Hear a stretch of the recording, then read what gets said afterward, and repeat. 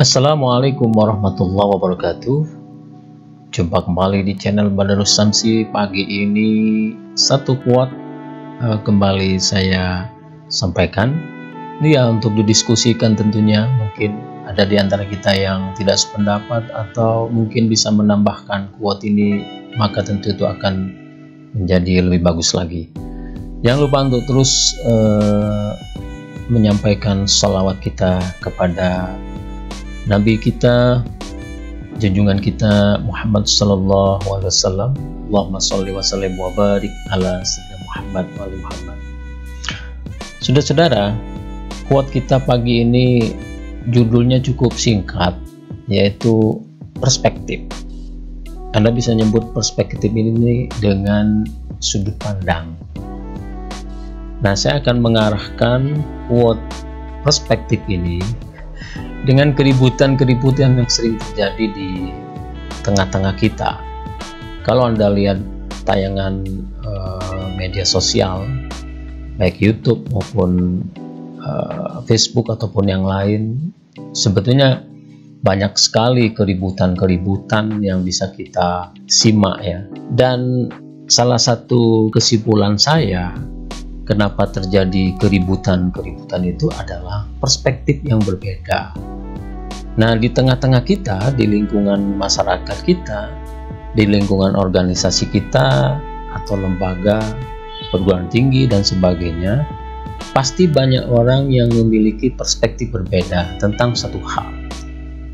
Nah, ini di sini kemudian memunculkan perbedaan perspektif, bahkan perbedaan perspektif yang tidak diimbangi dengan kearifan untuk mentoleransi atau dengan sikap-sikap moderasi, maka itu justru akan menjadi persoalan. Karena setelah perbedaan itu nantinya akan muncul pertentangan. Setelah pertentangan muncul konflik dan tentu saja bisa chaos. Jadi perbedaan perspektif harus kita sikapi dengan arif, dengan mengedepankan toleransi dan mengedepankan moderasi. Saudara-saudara, saya melihat di dalam kenyataan ini, ada orang yang memiliki kekayaan perspektif, tapi orang itu cukup santun. Dia bisa menilai sesuatu, atau dia punya konsep, punya teori, ya punya perspektif terhadap sesuatu. Dia kemudian memberikan penilaian. Tapi penilaiannya itu cukup nyaman, ya, tidak cenderung menyalahkan, ya, tidak menghujat, tetapi juga tidak cenderung menutupi kelemahan dari sesuatu yang dia lihat. Jadi orang seperti ini memiliki perspektif yang bisa disampaikan dengan baik, perspektifnya itu jadi imbang. Karena di dalam kenyataannya ada orang yang memiliki perspektif yang cenderung untuk menghujat, menyalahkan, menjudge gitu ya, memandang orang lain itu salah, memandang orang lain itu tidak berguna, memandang orang lain itu hina gitu ya. Tapi sebaliknya ada juga orang yang memiliki perspektif yang justru terlalu mengagung-agungkan orang lain, terlalu memuji-muji temannya yang dia anggap bagus, baik gitu. Dan dia melupakan sisi-sisi lemah dari temannya itu. Dia melupakan sisi-sisi lemah dari orang yang udah terlalu dia cintai atau terlalu dia sayangi atau terlalu dia agungkan itu. Nah, saudara-saudara, apa langkah kita di dalam melihat fenomena yang cenderung memancing kita, menginspirasi kita untuk memberikan satu pendapat atau perspektif? Nah, sebetulnya kalau kita kembali ke tokoh-tokoh muslim, filosof-filosof muslim, mulai dari Al-Kindi, Al-Farabi, Musina, Al-Ghazali, atau kita ambil tokoh-tokoh barat seperti Plato dan Aristoteles, sebetulnya mereka itu sudah memberikan salah satu cara kepada kita di dalam memandang sesuatu. Jadi pandanglah segala sesuatu itu secara arif, pandang sesuatu itu secara imbang. Jangan mudah kita tertipu oleh penampilan formal, jangan mudah kita tertipu oleh ya cover seperti itu. Tapi pandanglah secara arif. Di samping Anda memandang aspek formalnya, Anda juga harus memandang aspek substansinya. Anda begitu benci kepada seseorang. Ketika Anda begitu benci kepada seseorang, maka yakinlah orang itu pasti memiliki kebaikan di dalamnya. Jadi ketika Anda begitu benci pada orang, maka coba ingat-ingat orang tersebut pernah berbuat baik kepada Anda. Kalau tidak pernah berbuat baik kepada Anda, tentu orang itu pernah berbuat baik kepada orang lain. Jadi moderasi seperti ini, kearifan seperti ini yang dibutuhkan pada hari ini gitu. Anda begitu sayang, begitu cinta, begitu mengagungkan seseorang, tapi coba lihat, Anda harus ingat dia pernah berbuat keji barangkali, dia pernah berbuat salah, dia dulu pernah menipu dan sebagainya. Nah, ini adalah perspektif yang arif di dalam memandang sesuatu. Jadi ketika kita cenderung kepada ekstrim, baik itu ekstrim kanan atau ekstrim kiri, maka perspektif kita sudah tidak bagus di dalam menilai sesuatu. Kita ekstrim dalam arti selalu menghujat orang, pokoknya udah memvonis orang itu nggak bagus lah. Jadi akhirnya kita lupa bahwa sudah terlalu banyak kebaikan yang sudah orang itu buat. Dan karena kita dipengaruhi oleh perspektif kita yang buruk tentang orang itu, maka tidak akan tercatat lagi kebaikan orang itu di dalam pandangan kita. Karena sekali lagi perspektif kita tentang orang itu, tentang sesuatu itu, tentang lembaga itu sudah begitu buruk. Maka ketika orang itu berbuat baik, ketika lembaga itu sudah banyak memunculkan progres-progres kebaikan, ketika lembaga itu maju, ketika organisasi itu sehat, maka kita terus saja menjudge dan menilai bahwa orang itu, organisasi itu, lembaga itu tidak pernah baik. Itu kenapa? Karena perspektif buruk dan perspektif salah telah begitu menghegemoni pikiran kita. Jadi selamanya kita akan sulit untuk keluar dari perspektif itu.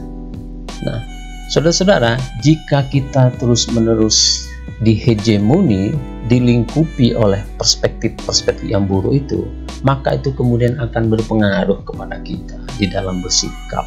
Kita cenderung tidak toleran, cenderung tidak moderat.